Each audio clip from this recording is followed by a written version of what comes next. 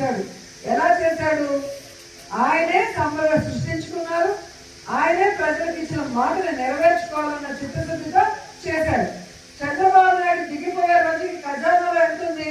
100 కోట్లు కూడా లేదు.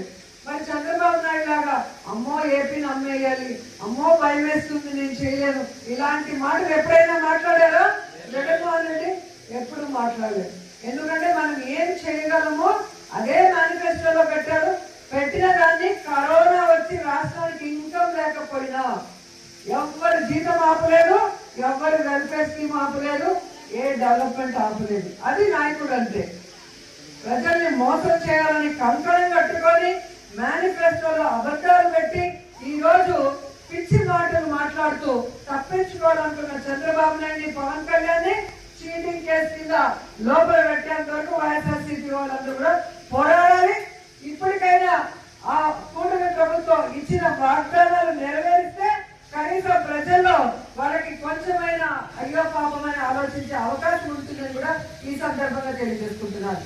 ఎందుకంటే జగన్మోహన్ రెడ్డి గారు ఉన్నప్పుడు మహిళలకి వాళ్ళ పేరు మీద ఇళ్ల పట్టాలు ఇచ్చారు.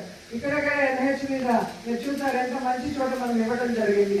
నేను మంత్రి అయిన మొదటి క్యాబినెట్ లో ఈ నిండులో ఆగిపోయిన ల్యాండ్ అన్ని కూడా ఏ విధంగా జగన్ గారు చెప్పి క్యాబినెట్ లో అప్రూవ్ చేసుకొని మనం ఇళ్ల పట్టాలు ఇవ్వడం జరిగింది.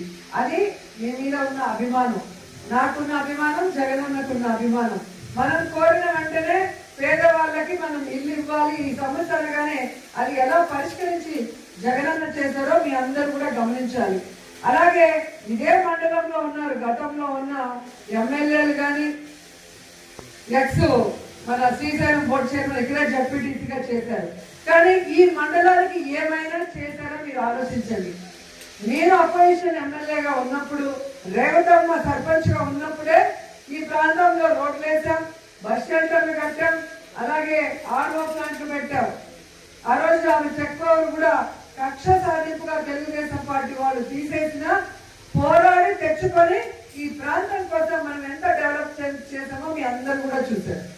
అలాగే ఈరోజు మన అధికారం వచ్చాక వారింటికి నేను భోజనానికి వెళ్ళినప్పుడు ఆ ప్రాంతంలో ఆ టెంపుల్ది శిథిలావస్థలో మొత్తం మట్టి దిబ్బగా ఉంటే ఏంటి అని అడిగినప్పుడు ఈ ప్రాంతానికి ఒక ఇంపార్టెన్స్ ఉంది, ఒక వెంకటేశ్వర స్వామి టెంపుల్ ఉండేది, ఆ విగ్రహాలన్నీ ఇప్పుడు చెన్నైలో మ్యూజియంలో ఉన్నాయి, ఇక్కడ టెంపుల్ ఉంటే ఊరు బాగుంటుంది, రోజు నిత్యం దీపం వెలిగించే ఒక టెంపుల్ ఉండాలి అని చెప్పి కోరినప్పుడు